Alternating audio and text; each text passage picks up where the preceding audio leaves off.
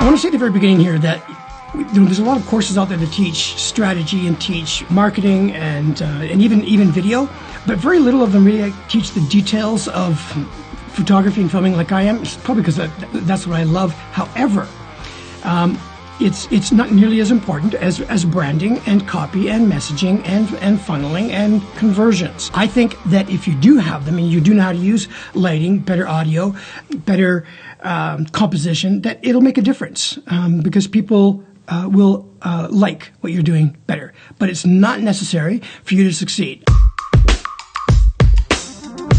The reason why lighting is important is just straight up, it's an essential part of video production. Quite often you'll see a video where maybe people have the light is too bright or it's too dim or there's just something that is not right with it. And same with audio and same with composition, which is the next module. And if we can eliminate that without it being a big deal, like without it being a complicated thing, you don't need to be a professional videographer or photographer to do it, just the basic essentials. I'm going to show you more than you need, but there may be some of you that watch this that would be interested in that, but I'm not going to get crazy about it. So your camera needs plenty of light to produce a quality image. Like I said, if it's too dark, it's not going to work. Proper lighting sets the right atmosphere, but it can be tricky depending on the kind of video you want to make. And to use the correct lighting, you need to understand which lighting to use and how to set it up. Give yourself time to get used to lighting. Like everything else, you don't have to do what I am doing here. This is my thing. If you're an author, yours is writing your book. If you're into skincare or makeup or coaching, that's what you do. People aren't interested in this sort of thing. But I think they will be more attracted to what you're doing if you can have more of a professional appearance with what you're doing than if you don't. But it's not 100% necessary, which I'll show you in this presentation. But if you're not going to be good with lighting, sound, and composition, you really need to understand your business. I mean, you really, really do. And I will show you that. Let's get into this. Should you use LED or incandescent? I'm going to go through this real quick. LED stands for light emitting diode. It's a semiconductor device that emits light with an electrical current passing through them.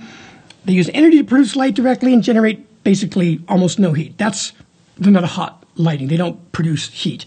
And LED is the most common type of lighting. The majority of what I have is LED. And it's pretty much the videographer's go-to, and they provide easy portability with battery power, supply, and charger rather than an AC adapter that needs a wall outlet. Half of what I've shown you I can do with batteries, or I like it when they can be plugged in or be used with batteries. What type of lighting should you use? It's the same question I have to ask myself. It depends on your budget, the content you're making, what you already have, your goals. What we're going to go through in this presentation will really help you to understand what you can use. If you do makeup and skincare, etc., those kind of tutorials, an ultra bright LED ring can show small close-up details nicely. I'm going to talk to you about what I think about ring in a minute. It's not my preference, but an LED light of some kind if you're going to do close-up. And with interviews and vlogging, you might prefer using soft light or LED panel lights, which I'm going to show you for a more flattering shot of you and or your subject. That's why I look so flattering. It's because of my lighting. You take the lighting away, I don't look so flattering. Then there's accent lighting and other creative things that you might want. Stuff to keep in mind, lighting requires practice with trial and error. Be mindful of shadows and glares from your shot. That's important. That is important. If you look behind me, since I walked you through my place here, if I didn't have this set up, this composition, which I'm going to show you in the next module, then it would look kind of junky, right? Because I mean, it's pretty crazy, right? Everything hanging everywhere. But the way that I've set it up is that there's nothing that's glowing over and over. As a matter of fact, I don't know if you noticed this. I'm looking at my viewfinder right now, not directly at you, because right here, my camera above my head, which is not in the right position. Yes, see, so that takes it out. You wouldn't really notice it. And I like to sit when it comes to composition. I know I'm not looking directly at the camera. I'm looking at my viewfinder, which is an important thing too. Not to do what I'm doing right now. Is that I like to be not completely dead center. I like to be off to one side or the other, and I also like my head being up a little higher than middle. Try to use soft and hard light, low key light, high key light to find a balance. Everything I have in here is a mixture of all of that. And it works for what I'm trying to get. Don't try to be perfect. Practice and patience will make you awesome. And you don't have to be like what I'm doing. You could be better. I'm not perfect, but my point is you don't need to. This is not that important.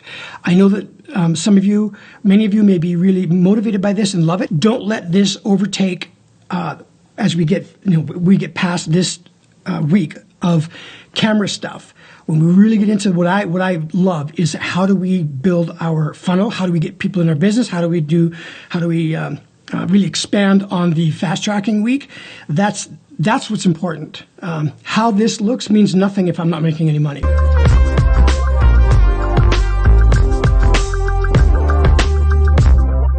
Just before I show you the different types of lights that I use, how I use them, which are really, really quick, I'm going to show you just 4 tips that are simple and that will help you to understand the basics when it comes to lighting. So number 1 is diffuse harsh light. Sometimes people use lights that are just too bright on their face, and you'll notice that I have bright on one side, some on top of my head. It's lighter on this side. There's a reason for that, which I'll explain. Lights with no dimming capabilities or filters are called hard lights, which I have them here. They're useful for creating high contrast or gritty scenes, but you can diffuse them to reduce the hardness. You can control and diffuse light with the barn doors of a softbox or LED panels, which I will show you. If you're on a tight budget, try bouncing a light off a wall or using a white sheet of some kind. And I'll say this, you don't even need any of these lights. When I first started, and I still today, I use some of my indoor lights because they work just fine. So that's the thing. So this is not something you need, but how you use them is important. So literally what you have in your house with natural lighting and the lamps that you have is really all you need. Number 2 is adjust the temperature. So color temperature is also called white balance. That may show in your camera. It helps present colors truthfully and comfortably. Adjustable color temperatures are useful. Without it, you may end up with an unwanted color that looks unnatural. I'll show you on the next slide.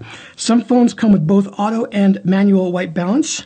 My iPhone does. And practice using both to ensure that your videos show accurate colors. It'll depend on the lighting conditions and whatever space you're in. If you're not used to white balance and temperature, and your phone does have that selection, I would stick with automatic and not waste time trying to learn how to do it accurately. What makes a difference is if you're sitting in one place and you use auto, then it's fine. But if you are going from room to room, it looks a little bit weird. But again, it's not that important. If you're just getting started with this, I would just stick it on auto and away you go. So these are some examples, right? So all of these, I'm in my apartment, as a matter of fact. The one on the upper left here is, you can see it's very orangey. You can see the really bright light behind me on the side of the, it's a fireplace there, and we didn't really notice that when we took it. So that's from the window being open with the curtain, and it showed a really bright, harsh light there. It's okay. You know, you probably wouldn't have noticed it if I didn't tell you. And again, it's not.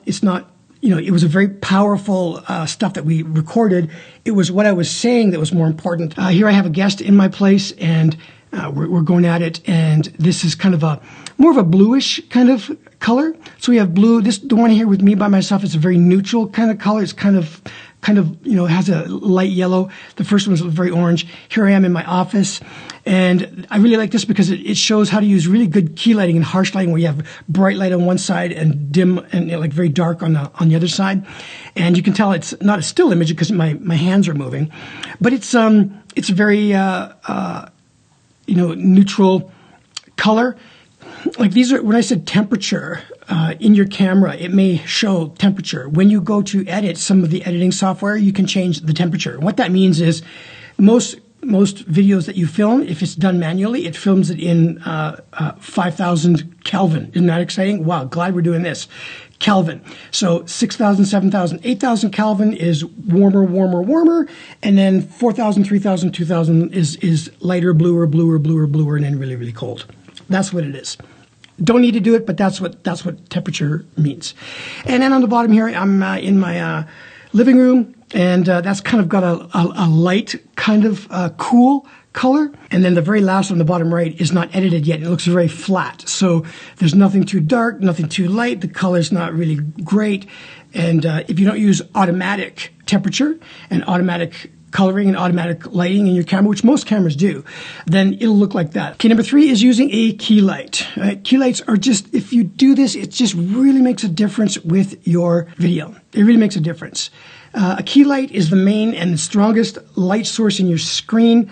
or in your scene rather, or on the person, you or your subject, and you place this light off to one side, kind of on a 45-degree angle from where they are, to create like a little bit of a shadow on the side of on their face. So this is a really good one where you can see it's really bright on one side and it's dark on the other. And I was talking to one of the students the other day, and I was telling them that you'll notice now that you've seen this, and I've told you this, when you watch TV, especially when you watch movies, you will see this is exactly what they do in every single scene. For the most part, right? Unless there's something special, something different they need to do. It just looks good. I won't get into the details of it, but it's just a really great way. If you picture this compared to just everything's bright on your face, it's not that great. There's a gentleman I've been following for the last several years. He makes over $100,000 a month, and he has bad lighting, bad audio, and poor composition.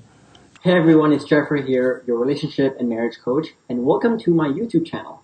Not necessary for making $100,000 a month. And then the last one is use natural light. People say, oh, use natural light. Natural light is great. Natural light is great, but you've got to use it carefully. The problem with natural light, like right now outside, it's like, why am I not using natural light? Because the natural light is absolutely great. The problem is, if it's cloudy, which there are clouds out there, then the light will change over time. So using natural light is fine too. You just need to be careful using it. Okay, I'm going to talk about ring lights. I don't like ring lighting. I personally don't like ring lighting. I think maybe it's a personal thing for me. A lot of people use it. It's very, very common. If you like ring lighting, that's fine. Here's the reason why I don't like it, because when people have a ring light and they're using one of those ones like you see in both of these that you can buy, these are two different ones, the phone is in the middle. So you get a nice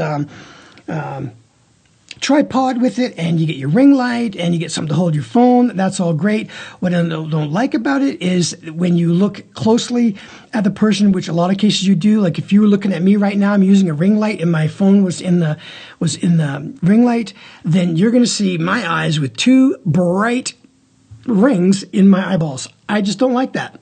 That's me. You probably notice it now, and you won't like it either. Just kidding. If you have ring lights, that's fine. I like to have ring lights where they're used on the side than directly in my face. And in this example here, there's a couple of places where they're using it on the side, and I think that works much better. It's up to you. And there will be I'm not going to show you all the lights I use, or we'd be here all day long. It'd be exceptionally boring. But with the ones I show you, I have a download, and if you want to get them, there'll be links, boom, and you can go. And of course, because I'm an Amazon affiliate person, and I get 30% or 20% or whatever when you do that. Doesn't matter, but I want to give you links to be able to get to these things, and you can have them. So, softbox. Softbox, this one here I've got, and I use in my apartment. I travel with them. It's really nice. It comes with the diffuser that goes over top of it. Sometimes you use it with the diffuser. Sometimes you use it without. It's $53, pretty cheap. The lights are pretty cheap as well. It works really good. It works fine. You can use it also. You notice where on the bottom right there, I'm sitting and I'm being filmed on this one, and it's behind somebody. And that's another technique with lighting. Again, you have to remember this or keep it or do it. Doesn't really matter.